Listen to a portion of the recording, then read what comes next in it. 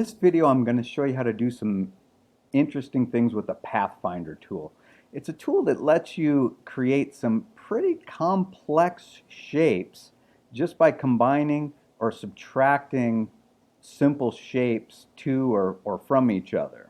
So I'm going to show you some basic examples, and then I'm going to show you how we can use this thing to solve this problem where when you're doing full bleed printing and you have something that you don't want to mess with, like type, like you would not want to stretch this area down to make up for this area. So I'm going to show you what I did here was I made these two little pieces here so that I could extend the type without stretching it or without moving it down below where I really wanted it to be. Okay, so let's just start with some of the simple examples first. Now, first thing you got to know about this Pathfinder tool is it doesn't have a very intuitive name. So you just have to remember it. Write somewhere in your notes, Pathfinder is the panel. It's not even really a tool so much as it is a panel. And by panel, I mean, these things over here are panels. This is the property panels, the layers panel, the library panel. Anytime you want a panel, you get it from window. So don't confuse panels on the right with tools on the left. So we're going to go to window. We're going to go to Pathfinder. And then the Pathfinder panel will show here. And if you find yourself using it a lot, you could lock it in over here just by moving it, and it'll give you an indication of where it would snap to. But for now, I wouldn't worry about that. Okay, so we've got it here in a place where we see it, and I'm going to show you just some of the basic shape modes available in it. So if I take and I draw an ellipse, and I'll draw another ellipse, and I'll select that ellipse, and I'm going to change the color of this second one just so that you can see that they're two clearly different things. Now if I put this next to this, and in fact let me just copy that a couple more times so you can see a couple of the options real quick. The ones that you'll probably end up using the most in here are these two and this one. At least that's been my experience.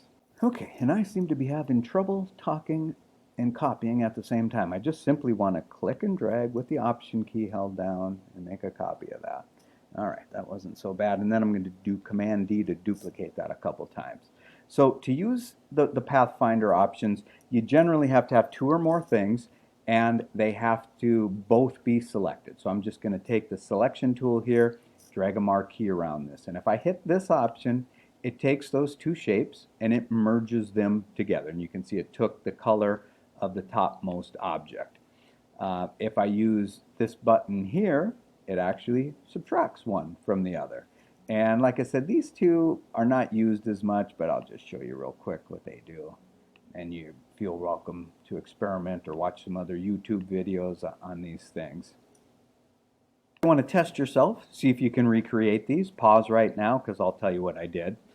This one's really obvious. I just made a circle and a rectangle, put them over the top of each other, and hit the this button. To make this one, what I did was I made two circles. In fact, I should show you this one because it's kind of interesting. It brings up another point here. So if I make a circle, make another circle, and I want that to be nice and perfect in there, what I can do is just kind of sloppily align them, but then I can select both of them, and in the properties panel I automatically get these align options, which if I want a whole bunch more of this stuff I can actually go up to Windows and select align, and there'll be even more options, or actually I can just click these three dots here too. But anyway, you've got this vertically aligned center. I'm going to click on it in the count of three, but keep your eyes over here. So 1, 2, 3, and see how that aligned their centers. So the centers are nice and perfect, and now I can select both of these, and then I can select this option here, and it scoops that out. And if I didn't like that, if I wanted a bigger scoop, like a quarter moon, I could just Command Z, back that up one step, and then just nudge this in further, realign them if I think I moved them, or use the Shift key while I move it in to constrain the proportions, select them again, hit the subtraction, and you can do all kinds of stuff with this tool. Another option that I want to explain a bit here is this divide option. And I'll show you a simple example here. If we draw out an ellipse and we'll do a rectangle. Doesn't matter whether we change their colors or not, but sometimes it's just more easy to look at this or understand what's going on. So I select both of them.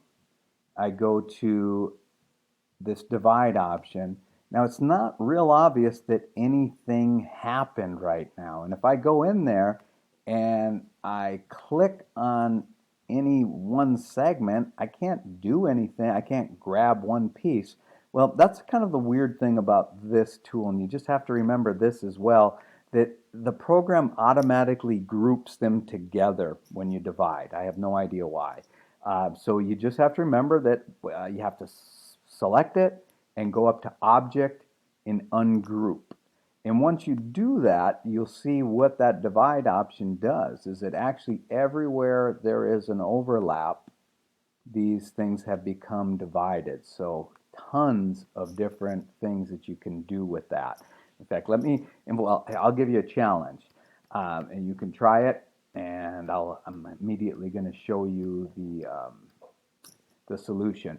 But what I want to do, or you to see if you can do, is divide a perfect circle into 4. Like think of, you got a pizza and there's 3 friends with you. You want to slice that thing up. See if you can figure out how to do that. Now I'll give you one hint. You're actually going to want to use some straight lines to do this. In fact, I'll just make mine right now so you see what I mean. So we want a vertical line.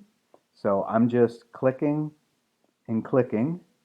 And then I'm going to hit escape here so it lets go of that one. And then I'm going to click, and I'm going to click like that. So I have 2 vertical lines here. I'm going to hit escape again to make it stop drawing on that one. In fact, what I'm going to do is select both of them and switch this fill to a stroke so that it's now even more obvious what I have. Okay, so with that big hint, go ahead and pause, see if you can make your circle and cut it into 4 pieces. Okay, so I'll start working on the answer to that right now. I'm going to grab make my circle right now. And I'll switch the stroke to a fill, and I'll give it a different fill color. Again, that's not necessary to change the colors, it's just to help organize things a little bit. Now what I'm going to do is put this kind of close to here, and this one kind of close. And now we're going to combine 2 things that we're learning about. We're going to select these 2 things, and we're going to use the Align tool to align the horizontal center.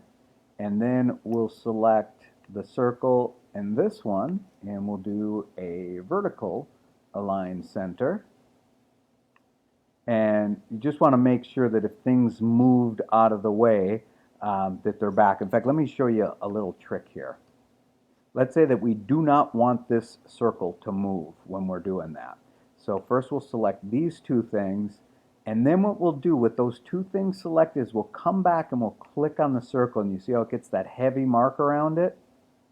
Now we can go over here and do the vertical align, and you see that the circle stayed in place. That's what that heavy mark means. So this time we'll select this, hold down the shift key, select this one, come back in, click on that again, and now we will do the horizontal align center.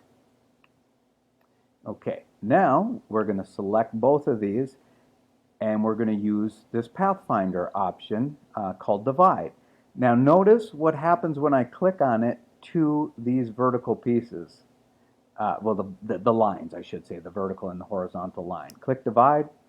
They seem like they've disappeared, right? Like there's no part of them left up here anymore. And that kind of makes sense because their only purpose was to make these divisions. But here's your pizza sliced up into 4 pieces. The only problem is we can't separate that to give our friends a slice of pizza. So again, click on it, go to Object, ungroup them, and now you can dish up the pizza. Now you may want to pause and see if you can make an extension here that's perfectly in line coming down, back up, and perfectly in line coming this way that extends down to this line. And I'm going to leave these just off to the side here, just so that you can kind of see what the goal of the shape is that we're trying to create. And let's change their color to something crazy here. And so here's what we're going to do. I need to extend this at the right angle. I mean the correct angle. And to do that, I could just click here and make a guess, but I don't want to guess. This is typography. I don't want to stretch it. I just want to add something extra. So the first thing that I'm going to do is I'm going to create another layer. And well, actually, the very first thing I'm going to do is name this layer. So I'll name it artwork because this is like almost ready to go to the printer. I just need to extend the bleed here like I did here. Then I'm going to click on the plus sign here to make a new layer, and I'll just call that ext for extension or whatever. I'm going to go to the artwork one, and I'm going to lock it so that I cannot select the A by accident. So everything I draw, I'm going to draw right on top of the A. And normally, if you were like in a hurry doing this, you'd probably have your color set to the exact same color of the A. But just for example purposes, I'm going to choose a different color so it's real obvious what I'm drawing here. So what I'm going to do is come up here, click right on the very edge of the A, but way up high. And the reason I'm doing that is when I go to click on my next point, it makes this long extension line, and I get to use that to line up perfectly here. And it doesn't matter that I'm going way over. Now, the problem that I have is that there is no way for me to know where to click down here to be accurate coming up here. No problem. All I'll do is cover about half of it this time. So I'll come up here, click, go back exactly to where I started, click, and now I have what's called a closed path. And once the path is closed, it no longer follows me around with that annoying line. I can now just click right here and then come down here, extend that line down, and then just click past the halfway point, come up here, really doesn't matter where, but go back exactly to where I started, and I now have two closed paths. Now, to make my life easier, rather than have two separate paths here, I'm going to join these together. So I select that one, select this one, go to the Pathfinder, hit the very first thing we learned about, the Unite option, and now this is just like one solid piece, right? Command Z to put that back where it was. Now I have two things that I need to do to make this right. I want to trim it nice and clean at the bleed, and then I want to get rid of any extras from here on up so it couldn't accidentally make the A any wider. Now you could cut this bottom part with the, I'm going to unlock this so that I can move this guy out of the way. With the Pathfinder, just by drawing a line across here, you've already seen how to do that, but I'm going to show you another option, and that is using the eraser tool for this. And in this case, what we want to do is select this, take the eraser tool, and we want to use the eraser key or tool in a special way. I want to move it down clearly below and to the left of this, hold down the option key and then drag, and it makes this big box. And basically what happens is whatever is selected and inside of that white box will be deleted. Okay, I changed the color here just because it's showing up better than orange. Now, to do this next step, you would think you could just make a, like a rectangle here and subtract this side, and you can, but if you do it on the same layer, you get weird results most of the time. So what I'd suggest you do is just lock this layer as well, make another layer. You're only going to have that on there temporarily. So now you have both of these layers locked. A new layer, you're going to take the pen tool and you're going to get in nice and close, and you're going to use the smart guides to let you know that you're close, and then you're just going to do 3 clicks. You're going to click right on this very edge, you're going to come up here in the middle, and you're going to come down here and you're going to click, make sure it says anchor, and I'll flip-flop to fill in the stroke, change the color just so you can see what I've done there. Okay, then we're going to unlock this other layer so that we can select both of these. We're going to go to the Pathfinder divide. We're going to ungroup, and we are going to delete the one.